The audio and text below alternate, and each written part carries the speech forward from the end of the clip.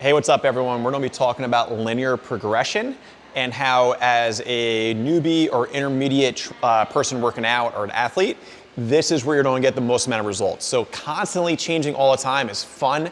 And for conditioning stuff, it's fun. But if we're working on specific skills like a strength, specific stamina or muscular stamina in a certain category, or like how we did the watt test and the watt threshold test, and we're building up time at that tempo, linear progression is how you get better long-term over and over and over again. Now, people generally don't like linear progression or they don't have the patience for it because early on it's easy and then it gets more and more and more difficult, okay?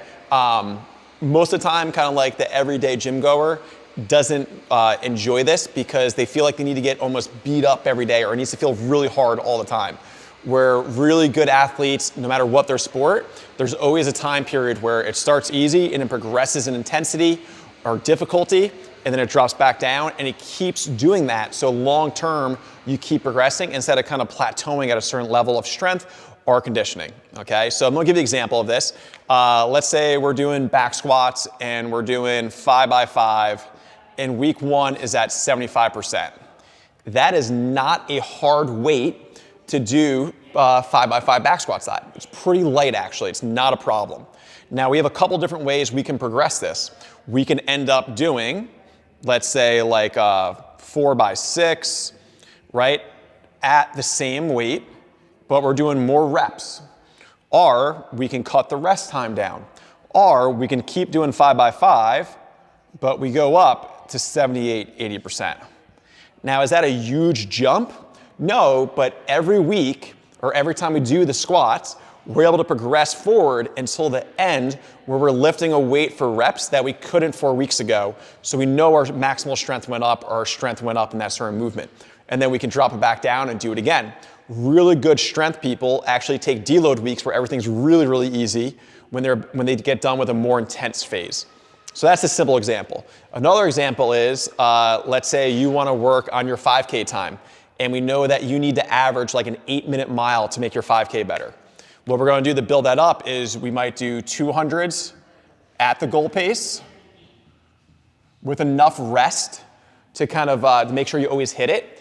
And then we can end up decreasing rest, or we can keep the rest the same, end up increasing distance. So then we go 300s. The 200s are gonna be super easy, but we're trying to build in a pace and build a foundation for what's coming. Right? And then we can do 400s. And let's say we were resting 60 seconds between. Maybe after the first week of 400s, we do 400s again, but we drop the rest to 45 seconds. We just increase the amount of work we're doing with less rest. And we can keep building from there and there. So this seems kind of boring, and at times it is, but this is the stuff that actually gets you stronger and fitter. It's not doing random, always make it super hard for myself, constantly going up and down depending on the movement and never really setting a progression. So another way we do progressions here is we might test a heavy 10. So not a 10 rep max, but a heavy 10. And then we go 3x6, right? We'll go 3x8. We'll go 3x10 at it. So here we are taking something that was heavy for a single set of 10. And by the third or fourth week on the program, we're doing 3 sets at it. And then we retest again.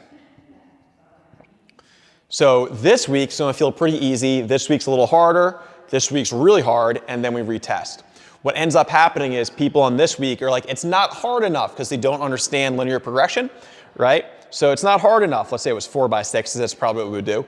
It's not hard enough. So maybe I did 100 pounds here, and then every set on this, I just keep going up. 110, I end up at 115. And then we get to here, and we're like, hey, we're doing the same weight we did last week. So now you're at 115. But your body can only really handle 100 pounds. So this week feels way too hard for you. And then we get to this week, and your soul is crushed.